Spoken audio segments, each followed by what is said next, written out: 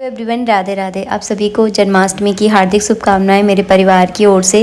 जन्माष्टमी की बहुत ही सरल विधि आप लोगों के साथ मैं शेयर कर रही हूं ताकि आपको पूजा करने में बिल्कुल भी दिक्कत ना हो। आप घर से बाहर रहते हैं, आपके घर में लड्डू गोपाल नहीं है, तो आप किस तरह से पूजा कर सकते हैं। तो मार्केट से जो है ना इस तरह से लड्डू गोपाल की आप नई तस्वीर लेकर आए। अगर आपके पास पहले से तो उस तस्वीर की भी आप पूजा कर सकते हैं। मैंने लड्डू गोपाल के दाहिनी और यहाँ पर घी का दीपक जलाया है।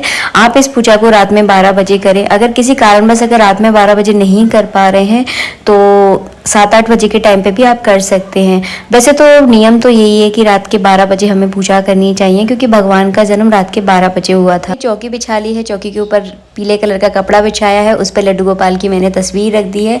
भगवान के दाहिनी ओर आपको दीपक जलाना है। सबसे पहले आपको मन में ध्यान करते हुए भगवान पर इस तरह से आपको फूल चढ़ाने हैं। इसके बाद हम करवाएंगे भगवान को स्नान। जब आप तस्वीर की पूजा करते हैं तो आपको स्नान कैसे करवाना चाहिए, मैं आपको एक बहुत अच्छा तरीका इस वीडियो में बताऊंगी।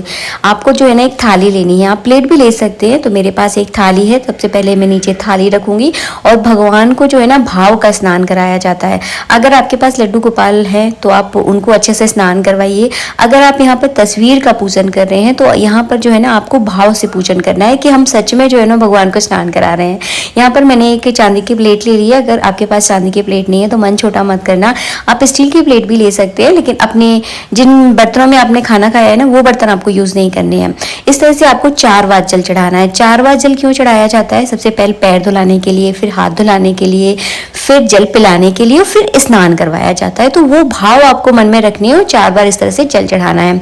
इसके बाद आपको पंचामृत लेना है। आप यहाँ पे थोड़ा सा पंचामृत चढ़ाएंगे। आप इस जगह पर जो है ना चम्मच का प्रयोग भी कर सकते हैं, चम्मच से थोड़ा थोड़ा चढ़ा सकते हैं। मैंने यहाँ पे चम्मच का प्रयोग नहीं किया है तो मैं डायरेक्ट जो है ना इससे चढ़ा रही थी। इसके बाद आपको फिर से शुद्ध जल चढ़ाना है, जैसे कि मैं आपको वीडियो में करके बता रही हूँ। अगर आप जन्माष्टमी की पूजा पहली बार करने वाले हैं ना तो ये वीडियो आप लोगों के लिए बहुत लाभकारी होगा। अगर आपके घर में लड्डू गोपाल है ना तो तस्वीर की जगह आप लड्डू गोपाल को भी रख सकते हैं, तो आपको ये पूजा करने में बहुत आसानी होगी। स्नान कराने के बाद इस जल को आप तुलसी के ब्रश में डालें, लेकिन रात में ना डालें, इस बात का ध्यान रखें। इस जल को आप सुबह के समय डालें। इसके बाद हम यहाँ पे तस्वीर की पूजा कर रहे हैं तो मैंने कलावा रूपी वस्त्र अर्पित कर दिया है। अगर आपके पास पीले कलर का कोई दुपट्टा है या नई पोशाक है तो वो जो है ना आप पहना सकते हैं भगवान को। तो हमने यहाँ पे कलावा रूपी वस्त्र अर्पित किया है, क्योंकि मैं आपको सरल पूजा विधि बता रही हूँ। जिनके पास ज़्यादा सामान नहीं है, जिनके पास व्यवस्था नहीं है, तो वो जो है ना इस तरह से पूजा कर सकते हैं। कलावा रूपी वस्त्र अर्पित करने के बाद जो है ना मैंने हाथ में थोड़ा सा चंदन लिया है और चंदन में थोड़ा सा मैं गुलाब जल डालूंगी और इससे जो है ना मैं भगवान के मस्तक पर जो है ना तिलक कर दूंगी। हमारे भगवान जो है ना चंदन का तिलक करने के बाद जो है ना उनकी तस्वीर देखिए कितनी प्यारी लग रही है ना। तो कान्हा जी की तो बात ही कुछ अलग है। तो यहाँ पे मैंने चंदन से तिलक कर दिया है। चावल चढ़ा दीजिएगा। इसके बाद जो है ना आपको लगाना है इत्र। इत्र भगवान की पूजा में बहुत ज़रूरी होता है, तो आपको इत्र ज़रूर लगाना है।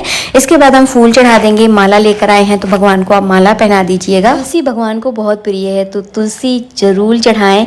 और रात में कभी तुलसी ना तोड़ें तो दिन में ही आप तोड़ कर रख लें। तुलसी ज़रूर चढ़ाना है। किसी चीज़ की अगर कोई कमी पेशी रह जाए तो भगवान भूल जाएंगे, कोई दिक्कत नहीं है, लेकिन तुलसी चढ़ाना बिल्कुल मत भूलिएगा।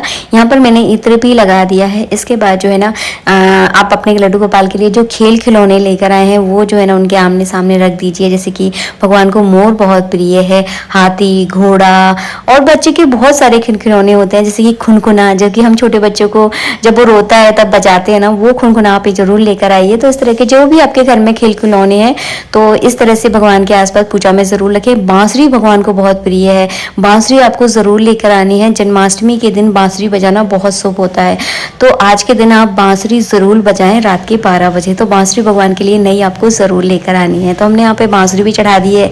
गाय भगवान को बहुत प्रिय है, तो गौ माता भी जो है ना मैंने इस पूजा में रख दी है। इसके बाद भोग लगाया जाता है। भोग में क्या लगाया जाता है?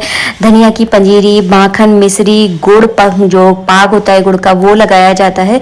तो यहाँ पे मैंने सारा भोग तैयार कर लिया। अगर आपके पास इतना सारा भोग नहीं है, आप इतना नहीं बना पा रहे हैं क्योंकि आपके पास शायद आप वर्किंग होंगे या पढ़ रहे होंगे तो इतना नहीं कर पा रहे हैं, तो केवल जो है ना आप माखन मिश्री का मार्केट से लाकर आप भोग लगा सकते हैं।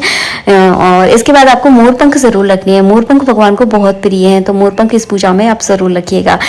भोग लगाने के बाद आपको जल का आचमन जरूर कराना है, क्योंकि भोजन कराने के बाद या प्रसाद देने के बाद किसी को पानी पिलाया जाता है ना, तो बस आपको उसी तरह से जो है ना भोग लगाने के बाद इस तरह से जल का आचमन आपको जरूर करवाना है। जन्माष्टमी की पूजा में खीरे जरूर चढ़ाए जाते हैं और खीरे से ही भगवान श्री कृष्ण का जन्म करवाया जाता है। है। अगर आप वो मेरा वीडियो देखना चाहते हैं तो मेरे चैनल पर है, आप उसे जाकर चेक कर सकते हैं कि किस तरह से भगवान का जन्म करवाया जाता है।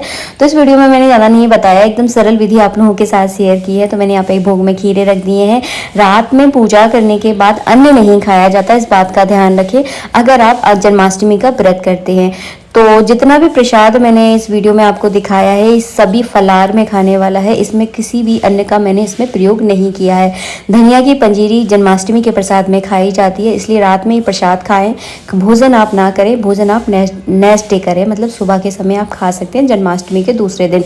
इसके बाद करेंगे हम आरती, और अगर हो सके तो भगवान की तस्वीर आप झूले पर ज़रूर रखें। अगर आपके यहाँ ऐसी व्यवस्था है तो झूले पर भगवान की तस्वीर रखकर उनको झूला ज़रूर झुलाएं। और मैं आपको थोड़ा सा गाना गा के बताती हूँ। नंद की आनंद भयो जय कन्हैया लाल की, हाथी देनी घोड़ा देनी और देनी पाल की। तो इस तरह से गाना गा गोपाल को झूला झुलाया जाता है। अगर आपके पास झूला नहीं है तो आप सिंपल इस तरह से आरती कर सकते हैं, क्योंकि भगवान की पूजा जो है ना पूरे भाव की पूजा है। आपसे जितना बन पड़े, जितना हो पाए उतना आप प्रेम से करें। ऐसा भाव मन में कभी मत लाना कि हमारे पास ये नहीं है, वो तो देखिए ऐसा कर रहा है, मैं ऐसा नहीं कर पा रही हूँ। तो भगवान की पूजा में कोई कंपटीशन नहीं होता है। आप पर जैसा बन रहा है वैसा प्रेम से भगवान का स्वागत कीजिए, और यकीन मानिए आपके घर में गोपाल जी ज़रूर पधारेंगे। आरती करने के बाद मैंने इस तरह से भगवान की 3 बार नज़र उतारी है। अगर आपके पास इस तरह का शंख नहीं है, मोर पंख से भी आप सेम इसी तरह से नज़र उतार सकती हैं। मोर पंख भी नहीं है अगर आपके पास, तो हाथ में जल लेकर आप 3 बार इस तरह से उतारें जैसे कि मैंने शंख को उतारा है, और उस जल को अपने ऊपर छिड़क ले। तो भगवान की नज़र जो है ना ऐसे उतारी जाती है। मेरे द्वारा दी गई जानकारी आपको पसंद आई होगी। थोड़ा सा भी अगर वीडियो अच्छा लगा है ना तो प्लीज़ वीडियो को लाइक कर दीजिएगा। और आप जब वीडियो को लाइक करते हो ना, अपने दोस्तों रिश्तेदारों के साथ इस वीडियो को शेयर करोगे तो मेरी मेहनत जो है ना सफल हो जाएगी, क्योंकि बहुत मेहनत से मैंने आप लोगों के लिए वीडियो बनाया है। मिलूंगी आप सबसे नेक्स्ट वीडियो में, और दिल से आप सभी को जन्माष्टमी की हार्दिक शुभकामनाएं मेरे परिवार की ओर से। खूब सारी खुशियाँ, खूब सारी तरक्की जो है ना आपके घर में ये जन्माष्टमी लेकर आए। जय श्री राधे। मिलेंगे नेक्स्ट वीडियो में। राधे राधे।